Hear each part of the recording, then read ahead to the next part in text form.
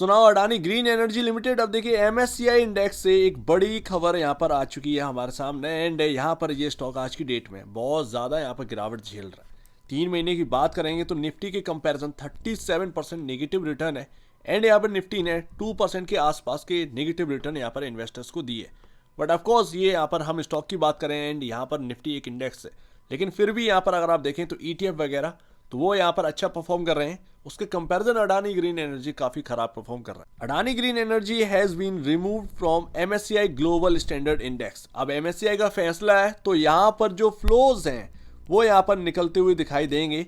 शायद थोड़ा सा प्रेशर इस स्टॉक के ऊपर बनता हुआ देखने को मिले एंड ये स्टॉक भी F&O का पार्ट है। तो अभी बहुत सारे लोगों का कहना होगा कि इसका मतलब क्या हुआ, एमएससीआई से हटा दिए गए ग्लोबल स्टैंडर्ड इंडेक्स से मतलब क्या हुआ समझेंगे। बट यहाँ पर सेल्स के नंबर देखेंगे जरा दिसंबर के, जो कि Q3 के नंबर है एंड 2365 करोड़ का सेल्स का नंबर निकल के आया कंपेयर टू 3055 करोड़ रुपए। क्वार्टर दर क्वार्टर बेसिस पर हमारा जो है ना वो सेल्स के नंबर डाउन गए। ऑपरेटिंग प्रॉफिट अगर आप देखेंगे तो बहुत तेजी से गिरा है, 2205 करोड़ के अगेंस्ट 1601 करोड़ रुपए का निकल के आया एंड उसकी वजह से ऑपरेटिंग मार्जिन जो है वो 68% पर रह गए। एंड शायद पिछले 10 क्वार्टर में अगर आप देखेंगे तो सिर्फ 2 क्वार्टर ही ऐसे निकले हैं, 2022 दिसंबर सितंबर 2022 के, ये आपका ऑपरेटिंग मार्जिन के हिसाब से काफ़ी खराब रहे थे। उसके बाद यहाँ पर जो है कंटिन्यू परफॉर्मेंस यहाँ पर डिलीवर कर रहे थे, आज की डेट में वो मार्जिन वापस से टूटते हुए नजर आए। एंड वहीं अगर आप बात करेंगे नेट प्रॉफिट की तो 474 करोड़ का निकल के आया है। हालांकि आपको ईयर ऑन ईयर बेसिस पर बहुत अच्छे नंबर लगेंगे नेट प्रॉफिटेबिलिटी के, बट क्वार्टर दर क्वार्टर बेसिस पर ये डाउन है। एंड ऑफकोर्स यहाँ पर अगर आप देखेंगे तो यहाँ पर इस क्वार्टर में सिर्फ और सिर्फ इस क्वार्टर की बात कर रहा हूँ -37% का टैक्स का बेनिफिट मिला है। तो उसकी वजह से आपका जो प्रॉफिटेबिलिटी है वो बेहतरीन देखने को मिल रही है। अदरवाइज शायद यहाँ पर टैक्स बेनिफिट अगर ना मिलता तो ये क्वार्टर का जो प्रॉफिटेबिलिटी है काफ़ी कम हो सकता था एंड ये अर्निंग पर शेयर जो भी यहाँ पर ना बेहतरीन निकल कर आया है वो शायद ना निकल कर आ पाता। एंड जहाँ तक बात है पी रेशियो की, 105.18 का पी रेशियो होल्ड कर रहा है ये स्टॉक एंड यही होती है हाई वैल्यूएशन। आप ग्रीन एनर्जी में देख लेंगे तो पता चलेगा कि बॉस बहुत महंगे स्टॉक्स हमारे यहाँ देखने को मिल रहे हैं। हमारे यहाँ कंपेयर टू यूएस हमारे यहाँ की ग्रीन एनर्जी स्टॉक्स काफ़ी महंगे हैं। प्राइस टू बुक वैल्यू आप देखिए 13.07 टाइम पर देखने को मिला है। वहीं अगर आप पी रेशियो देखेंगे तो आपको इंडस्ट्री पी के कंपैरिजन देखिए क्या हाई पर आपको देखने को मिल रहा है। 17.50 का इंडस्ट्री पी चल रहा है, उसके कंपैरिजन 105.18 का देखने को मिल रहा है।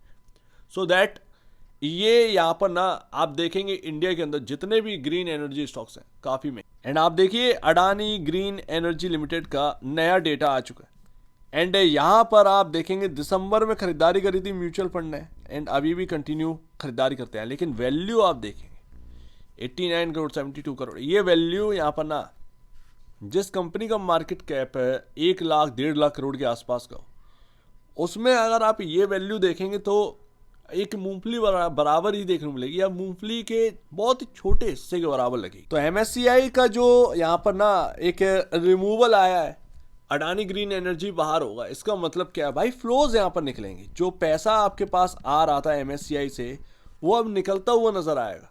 ऑफकोर्स उसको डोमेस्टिक फंड जो है वो भर सकते हैं, लेकिन क्या डोमेस्टिक फंड जिस तरीके से म्यूचुअल फंड है, जो म्यूचुअल फंड है अपना वो यहाँ पर पैसा लगाएंगे तो ये देखने वाली बात होगी। तो जो एमएससीआई पैसा निकालेगा, फ्लोज जो निकलेंगे वो शायद हमारे डोमेस्टिक फंड जो है वो आगे चलकर या उसी वक्त यहाँ पर जो है ना वो फिल कर दें, तो ये बात भी निकल कर आती है। हो सकता है जो लोग सोच रहे हो कि बहुत बुरी तरीके से टूट जाएगा, ऐसा शायद ना हो, बट जो कि मैं कह रहा हूँ मेरा बस यही कहना है, हमारे यहाँ ग्रीन एनर्जी जो है ना स्टॉक्स बहुत हाई वैल्यूएशन पर मिल रहे हैं। ऐसे में जो निवेशक हैं काफ़ी रिस्क में रह रहे हैं बॉस। आप चाहे एनटीपीसी ग्रीन एनर्जी उठा लीजिए, अडानी ग्रीन एनर्जी उठा लीजिए, बहुत महंगे हाई वैल्यूएशन स्टॉक्स हैं, बहुत महंगे हाई वैल्यूएशन स्टॉक है। ऐसे में आप क्या पैसा बनाएंगे ये समझ से बाहर है।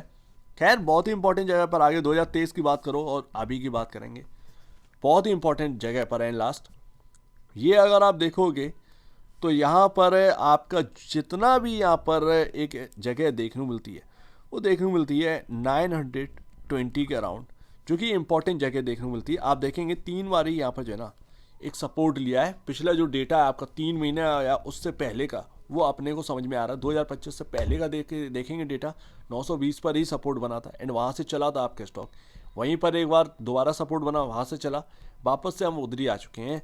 थर्ड टाइम है, ये थर्ड टाइम है। उससे पहले देखेंगे तो ये इंपॉर्टेंट जगह इधर है, समझ रहे ना। तो ये 920 के अगर लो गया, लो का मतलब है 52 वीक लो तोड़ना। अगर ये 52 वीक लो तोड़ता है तो ये एक अच्छी बात नहीं है। देखिए होता क्या है ना इन स्टॉक्स के अंदर, एफएंडो का पार्ट है, खूब जमकर बेनिफिट उठाया था, इंपॉर्टेंट जगह पर आता है, वहीं से एकदम से तेजी करवा देते हैं, फिर वो धीरे धीरे नीचे आने लगता है। ये देखने को मिला है, पैटर्न है इसके अंदर, ठीक है ना। ये गजब का पैटर्न है। आप देखो इधर आए, एफएंडो का पार्ट था बॉस, दबा कर तेजी हुई, 1500 पर गए, वहां से नीचे आ गए, फिर तेजी हुई वहीं से 920 के राउंड से, फिर वापस से नीचे आ गए। अब यहाँ पर पता नहीं क्या होगा। सो दैट यही है, अब इन्वेस्टमेंट करने के लिए क्या यहाँ पर ना आपको आगे बढ़ना चाहिए। देखिए हाई वैल्यूएशन स्टॉक, मैं अभी भी कह रहा हूँ हाई वैल्यूएशन स्टॉक्स है, ग्रीन एनर्जी स्टॉक, ये सभी हाई वैल्यूएशन स्टॉक हैं। अगर आपको चाहिए है तो आपको रिस्क हथेली पर लेकर चलना पड़ेगा, चाहे वो अडानी ग्रीन एनर्जी हो, चाहे वो आपका एनटीपीसी ग्रीन एनर्जी हो। ये आपके रिस्क और रिवॉर्ड आपके ऊपर कि आप करना क्या चाहते हैं, बट सभी हाई वैल्यूएशन स्टॉक्स हैं, सभी हाई वैल्यूएशन स्टॉक है। हालांकि आप ये कह सकते हैं प्योर ग्रीन एनर्जी स्टॉक है तो ये हाई वैल्यूएशन सस्टेन होने चाहिए, बट ज़्यादा से ज़्यादा वो ना भाई, जहाँ टाटा पावर या अडानी ग्रीन पावर है, जो अडानी पावर, अगर वो 30 के पी पर मल्टीपल काम करेंगे तो आप 60 पर करिए। 100 ना ये बहुत ज़्यादा हो जाता है। थोड़ा सा वेट करिए, मेरे ख्याल से वेट करिए नई खरीदारी के लिए। जो लोग होल्ड कर रहे हैं भाई वो अपना फाइनेंशियल एडवाइजर पूछे, बट मेरे को ये लगता है कि वेट करिए, ज़्यादा बेहतर रहेगा। अच्छे लेवल्स मिले तो यहाँ पर खरीदारी की सोचिएगा, एंड अभी यहाँ पर जगह नहीं बनती। सो उम्मीद है काफ़ी कुछ आपको समझ में आया होगा। एक बार निवेश से पहले या बेचने से पहले अपने ब्रोकर एडवाइस से जरूर सलाह लीजिए, खुद की स्टडी करिएगा, उससे बेहतर कुछ भी नहीं, खुद की स्टडी ही मस्ट है। तो आप दीजिए वो तो धन्यवाद दोस्तों।